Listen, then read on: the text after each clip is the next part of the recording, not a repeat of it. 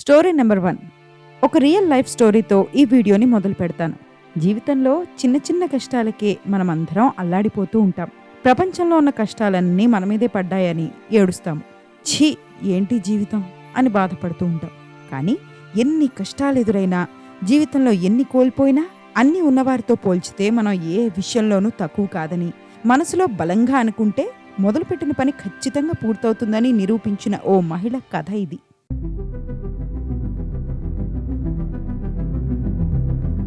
ఇది 2011 నాటి కథ. ఉత్తరప్రదేశ్కు చెందిన 22 ఏళ్ల అరుణిమా సిన్హా ఓ రోజు ఓ రైలు ఎక్కింది.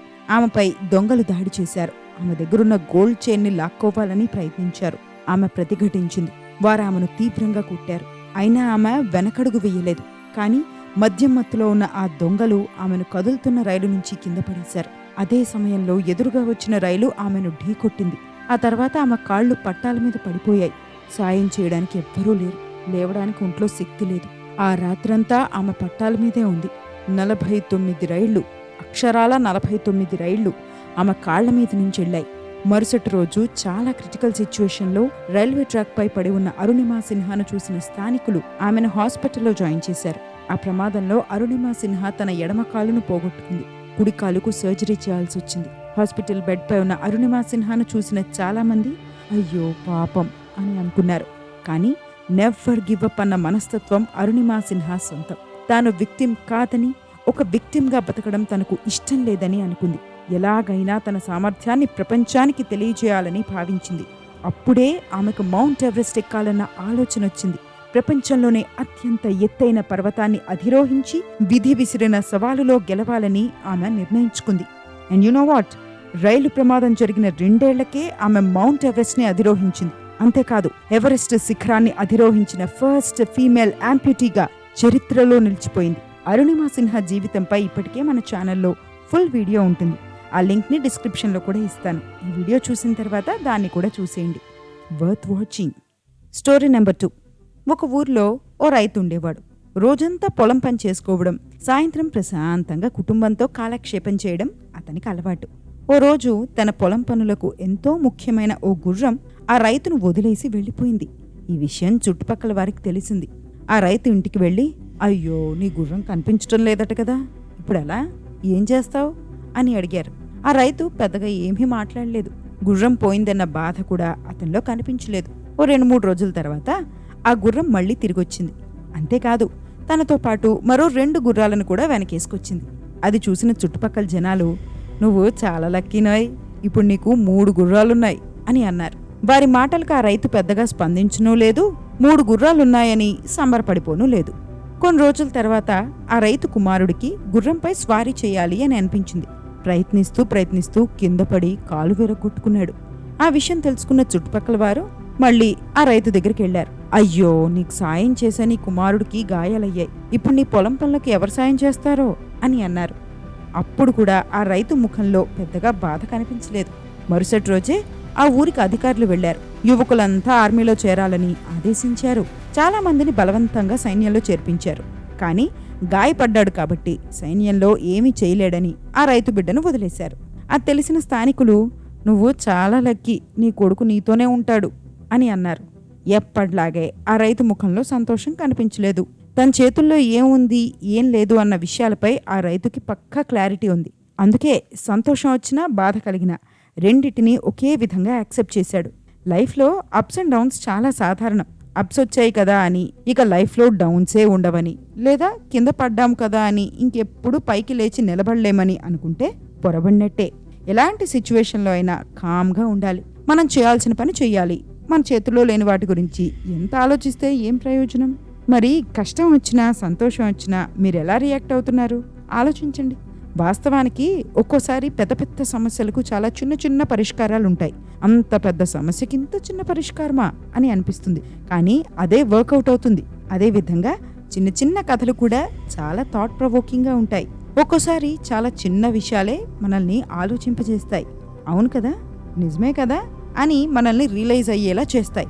అందుకే ఇలాంటి కథలు మన మనసుకు హత్తుకుంటాయి. మీరేమంటారు?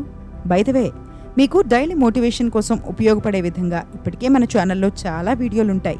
రియల్ లైఫ్ హీరోస్ ప్లేలిస్ట్ని ఒకసారి చూడండి. తమ ధైర్య సాహసాలతో దేశానికి సేవ చేస్తున్న సైనికుల దగ్గర నుంచి సమాజంలో ఎన్నో కష్టాలు ఎదుర్కొని గివప్ ఇవ్వకుండా తమ సత్తా చాటి శభాష్ అనిపించుకున్న వారి వరకు ఎందరో రియల్ లైఫ్ హీరోలు వారి రియల్ లైఫ్ కథలు ఉంటాయి. ఫ్యూచర్లో ఎప్పటికప్పుడు కొత్త కొత్త వీడియోస్ కూడా వస్తాయి. ఈ వీడియో చూసిన తర్వాత ఆ ప్లేలిస్ట్ ని కూడా చూసేయండి, మీకు యూజ్ అవుతుంది. Story number 3. ఓ రోజు ఓ సాధువు ఒక ఊరికి వెళ్ళాడు. ఆయన్ని చూడ్డానికి ప్రజలు చాలా మంది తరలి వెళ్లారు. వారి కష్టాలను చెప్పుకుని పరిష్కారం చెప్పాలని అడిగారు. వారి కష్టాలన్నిటినీ తెలుసుకున్న ఆ సాధువుకు ఒక విషయం మాత్రం అర్థమైంది. వెంటనే ఒక తాడు తీసుకురావాలని చెప్పాడు. ఆయన అడిగినట్టే ఒక తాడు తీసుకొచ్చి ఇచ్చారు. ఏం మాట్లాడకుండా ఆ తాడుకు ముడులు వేయడం మొదలుపెట్టాడు. ఆయన ఏం చేస్తున్నాడోనని ప్రజలంతా ఆసక్తిగా చూశారు. నేను ఈ తాడుకి 3 సార్లు ముళ్ళేశాను. నాకొక విషయం చెప్పండి, ముడి వేయకముందు ఉన్న తాడు, ముడి వేసిన తర్వాత ఉన్న తాడు రెండూ ఒకటేనా అని ప్రశ్నించాడు ఆ సాధువు. ప్రజల్లో ఉన్న ఓ వ్యక్తి లేచి, ఇది కాస్త కష్టమైన ప్రశ్నే, మనం ఎలా చూస్తున్నామో అనే దాన్ని బట్టే సమాధానం ఉంటుంది. ఓ వైపు నుంచి చూస్తే అదే తాడు, మార్పు లేదు. కానీ ఇంకో వైపు నుంచి చూస్తే 3 ముళ్ళు ముందు లేవు కదా, ఆ తాడు మారినట్టు అవుతుంది. బయట నుంచి చూస్తే తాడు మారింది, కానీ దాని బేసిక్ స్ట్రక్చర్ మాత్రం మారలేదు అని జవాబిచ్చాడు. నిజం, బాగా చెప్పావు, ఇప్పుడు నేను ముళ్ళు విప్పేస్తాను అని చెప్పి ముడులను విప్పేందుకు ఆ తాడు 2 ఎండ్స్ ని ఆపోజిట్ డైరెక్షన్లో లాగడం మొదలుపెట్టాడు.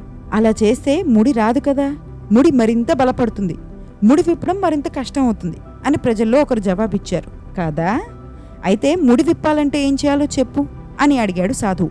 ముడి విప్పాలంటే ముందు దాన్ని పరిశీలించాలి, ఎలా ముడి వేశామో తెలుసుకుని ఆ తర్వాత విప్పాలి అని చెప్పారు.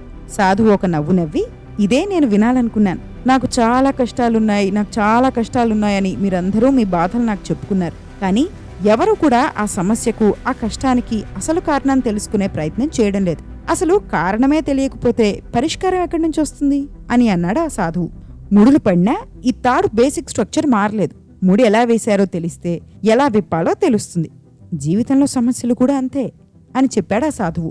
నిజమే కదా, అసలు కారణమే తెలియకపోతే పరిష్కారం ఎలా తడుతుంది? మీ సమస్యలకు కారణాలేంటో మీకు తెలుసా? లేక కష్టాలు వచ్చాయి కదా అని ఇంకేమీ ఆలోచించకుండా బాధపడుతూనే ఉంటున్నారా? ఆలోచించండి. Story number 4. ఓ టీచర్ ఎప్పట్లాగే కాలేజ్కి వెళ్లి క్లాస్ చెప్పడం మొదలుపెట్టాడు. క్లాస్ మధ్యలో ఓ విద్యార్థి డల్గా ఉండడాన్ని గమనించాడు.